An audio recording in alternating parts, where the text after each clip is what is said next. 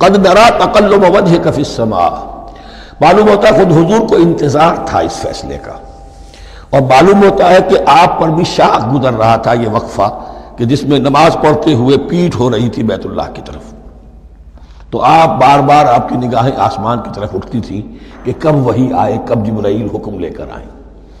قد نرا تقلب وجهك فی السماء، اے نبی ہم نے آپ کے چہرے کا بار بار آسمان کی طرف اٹھنا دیکھ لیا ہے۔ فَلَنُوَلِّيَنَّكَ قِبْلَةً تَرْضَاهَا، اس آیت میں بڑی شفقت، بڑی محبت، بڑی عنایت ہے محمد الرسول اللہ صلی اللہ علیہ وسلم کے لیے اللہ کی طرف سے۔ تو ہم بدلے دیتے ہیں، پھیرے دیتے ہیں قبلہ جو آپ کو پسند ہے۔ ظاہر بات ہے کہ حضور کو جو محبت تھی اور جو بھی آپ کو ایک رشتہ قلبی تھا بیت اللہ کے ساتھ، فَلَنُوَلِّيَنَّكَ قِبْلَةً تَرْضَاهَا، ہم بدلے دیتے ہیں، بدل دیں گے قبلہ اسی طرف جو آپ کو پسند ہے۔ فَوَلِّ وَجْهَكَ شَطْرَ الْمَسْجِدِ الْحَرَامِ، تو بس اب پھیر دیجئے اپنے رخ کو مسجد حرام کے رخ پر۔ وَحَيْثُ مَا كُنْتُمْ، اور مسلمانوں جہاں کہیں بھی تم ہو، مدینے میں ہو یا کہیں اور ہو، مغرب میں ہو، شمال میں ہو، جنوب میں ہو، کہیں ہو، فَوَلُّوا وُجُوهَكُمْ شَطْرَهُ، تو اپنا چہرہ نماز میں اسی کے رخ پر پھیرو۔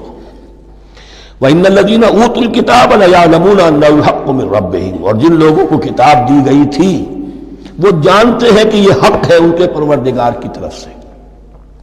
تورات میں بھی یہ مذکور تھا کہ اصل قبلہ ابراہیمی وہی تھا، اس لیے کہ یروشلم تو تعمیر کیا ہے حضرت ابراہیم سے کوئی 1000 سال کے بعد حضرت سلیمان نے۔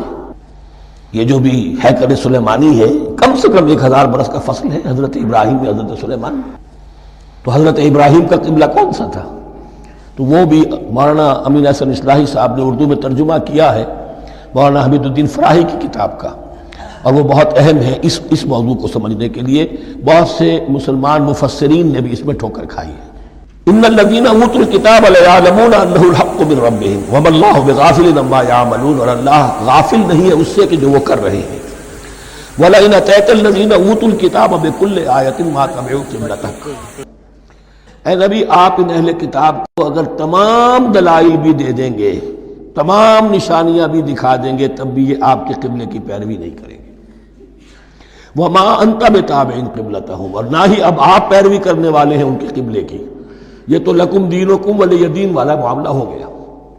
وما بعضهم بتابع قبلۃ بعض، حد یہ ہے کہ یہ خود جو ہے آپس میں ایک دوسرے کے قبلے کی پیروی نہیں کرتے۔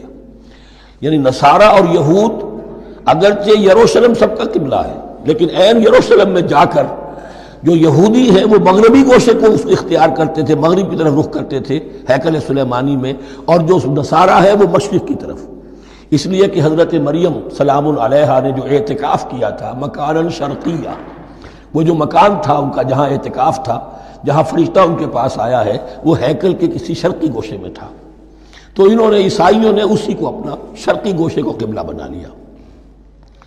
وَلَئِنِ اتَّبَعْتَ أَهْوَاءَهُمْ، اور اے نبی اگر بالفرض آپ نے ان کی خواہشات کی پیروی کی، من بعد ما جاءك من العلم، اس کے بعد کہ آپ کے پاس العلم صحیح علم آ چکا ہے، إِنَّكَ إِذًا لَّمِنَ الظَّالِمِينَ، تو آپ بھی پھر ظلم کرنے والوں میں سے ہو جائیں گے، معاذ اللہ۔ الَّذِينَ آتَيْنَاهُمُ الْكِتَابَ يَعْرِفُونَهُ كَمَا يَعْرِفُونَ أَبْنَاءَهُمْ، جن لوگوں کو ہم نے کتاب دی یعنی تورات اور انجیل کے جو صحیح ماننے والے ہیں، یہ نکتہ یہاں نوٹ کر لیجئے، تورات اور انجیل کے ماننے والوں میں سے غلط کاروں کے لیے مجہول کا صیغہ آتا ہے، اوتوا الکتاب، جنہیں کتاب دی گئی تھی، اور جو ان میں سے ٹھیک تھے، صحیح رخ پر تھے، ان کے لیے معروف کا صیغہ ہوتا ہے جنہیں کتاب ہم نے دی تھی۔ یہ انداز جو ہے معروف اور مجہول کا، یہ آپ دیکھیں گے کہ فرق ہوگا، جہاں ان کی کسی غلط بات کا تذکرہ ہوگا الذین اوتوا الکتاب، اور جہاں اچھی بات کا وہاں یہ کہ جو آتیناہم الکتاب، الذین آتیناہم الکتاب یعرفونہ کما یعرفون ابناءہم، وہ ایسے ہی پہچانتے ہیں اس کو۔ ہو کی ضمیر قبلے کی طرف بھی ہے، اور ہو کی ضمیر محمد الرسول اللہ کی طرف بھی ہے، ہو کی ضمیر قرآن کی طرف بھی ہے۔ ایسے پہچانتے ہیں جیسے اپنے بیٹوں کو۔ وَإِنَّ فَرِيقًا مِّنْهُمْ، اور یقیناً ان میں سے ایک گروہ وہ ہے لَيَكْتُمُونَ الْحَقَّ وَهُمْ يَعْلَمُونَ، جو جانتے بوجھتے حق کو چھپاتے ہیں۔ الحق من ربک، یہ حق ہے آپ کے رب کی طرف سے۔ فلا تکونن من الممترین، تو آپ ہرگز نہ بنے شک کرنے والوں میں۔ یہ حضور سے خطاب ہو رہا ہے اور حضور کی وساطت سے اصل میں ہر مسلمان سے خطاب ہو رہا ہے. یہ بات ان سے کہی جا رہی ہے کہ اس میں کوئی شک اپنے پاس بتانے دو، یہ تو حق ہے تمہارے پروردگار کی طرف سے. وَلِكُلٍّ وِجْهَةٌ هُوَ مُوَلِّيهَا، ہر ایک کے لیے ہم نے ایک رخ معین کر دیا جس کی طرف کہ وہ رخ کرتا ہے. فَاسْتَبِقُوا الْخَيْرَاتِ، تو مسلمانوں تمہارے لیے ایک رخ تو ہم نے معین کر دیا بیت اللہ کا. ایک باطنی رخ کیا ہے؟ نیکیوں میں ایک دوسرے سے آگے بڑھنے کی کوشش کرو. ایک ہے ظاہر، نماز کا ظاہر ہے، آپ نے قبلے کی طرف رخ کر لیا ہے، آپ نے وضو کیا ہے. ایک نماز کا باطن ہے، خشوع ہے، خضوع ہے، حضور قلب حاصل ہے، رقت ہے، معلوم ہے کہ اس کے سامنے حاضری ہے. اسی طریقے سے قبلہ ایک تو یہ ہے جو کہ کعبہ ہے، بیت اللہ ہے، ایک یہ فاستبقوا الخیرات. تم ہر نیکی کے اندر ایک دوسرے سے آگے بڑھنے کی کوشش کرو. اینما تکونوا یاتی بکم اللہ جمیعا، جہاں کہیں بھی ہوگے اللہ تم سب کو لے آئے گا، جمع کر دے گا. ان اللہ علی کل شیء قدیر، یقینا اللہ تعالی ہر چیز پر قادر ہے. ومن حیث خرجت فول وجهک شطر المسجد الحرام، اور جدھر سے بھی آپ کا نکلنا ہو، کہیں سفر کریں، کہیں بھی جائیں، تو آپ اپنا رخ پھیر دیجئے مسجد حرام کی طرف. وَإِنَّهُ لَلْحَقُّ مِن رَبِّكَ، اور یہ یقیناً حق ہے آپ کے رب کی طرف سے. وَمَا اللَّهُ بِغَافِلٍ عَمَّا تَعْمَلُونَ، اور اللہ غافل نہیں اس سے کہ جو تم کر رہے ہو. یہاں بظاہر جو ہے کلام حضور سے ہے، اصل میں مسلمانوں سے خطاب ہے بواسطہ محمد صلی اللہ علیہ وسلم. وَمِنْ حَيْثُ خَرَجْتَ فَوَلِّ وَجْهَكَ شَطْرَ الْمَسْجِدِ الْحَرَامِ وَحَيْثُ مَا كُنْتُمْ فَوَلُّوا وُجُوهَكُمْ شَطْرَهُ، اور دیکھو جہاں بھی تم نکلو اپنا رخ کرو مسجد حرام کی طرف. امریکہ میں جاؤ تب بھی رخ ہوگا مسجد حرام کی طرف، روس میں جاؤ رخ تمہارا ہوگا مسجد حرام کی طرف. وَحَيْثُ مَا كُنْتُمْ، اور اے مسلمانوں جہاں کہیں بھی تم ہو، فَوَلُّوا وُجُوهَكُمْ شَطْرَهُ، تو اپنے چہروں کو پھیر دو اسی کے رخ پر. لِأَلَّا يَكُونَ لِلنَّاسِ عَلَيْكُمْ حُجَّةٌ، تاکہ نہ رہے لوگوں کے پاس تمہارے خلاف کوئی دلیل. اب اس بات کو سمجھ لیجئے کہ چونکہ تورات میں لکھا ہوا تھا کہ نبی آخر الزمان کا قبلہ کعبہ ہوگا، اگر حضور یہ قبلہ اختیار نہ کرتے تو علماء یہود حجت قائم کرتے مسلمانوں پر کہ دیکھو تورات میں تو یہ لکھا ہے اور انہوں نے وہ اختیار نہیں کیا. تو یہ گویا کہ ان کے اوپر اتمام حجت بھی ہو رہا ہے اور قطع عذر بھی ہو رہا ہے، ان کی حجت کی جڑ بھی کٹ رہی ہے. الا الذین ظلموا منہم، سوائے ان میں سے ان کے جو ظالم ہیں، اعتراض کرنے کے لیے لاکھ انہوں نے پھر بھی ہیلے بہانے بنائی لینے ہیں. فلا تخشوہم، تو اے مسلمانوں ان سے نہ ڈرو، واخشونی، مجھ سے ڈرو. وَلِأُتِمَّ نِعْمَتِي عَلَيْكُمْ، اور یہ جو تحویل قبلہ ہوئی ہے اور محمد الرسول اللہ صلی اللہ علیہ وسلم کی بعثت کی بنیاد پر ایک نئی امت کو شکل دی جا رہی ہے اور اسے اب امامت الناس سے سرفراز کیا جا رہا ہے، وراثت ابراہیمی اب اسے منتقل ہو گئی ہے. یہ اس لیے ہے وَلِأُتِمَّ نِعْمَتِي عَلَيْكُمْ، اپنی نعمت میں تم پر اس کا اتمام فرما دوں، مکمل کر دوں. وَلَعَلَّكُمْ تَهْتَدُونَ، اور تاکہ تم ہدایت یافتہ بن جاؤ. کما ارسلنا فیکم رسولا، جیسے کہ ہم نے بھیج دیا ہے تم میں ایک رسول. اب یہ دعا ابراہیم و اسماعیل یاد کر لیجئے.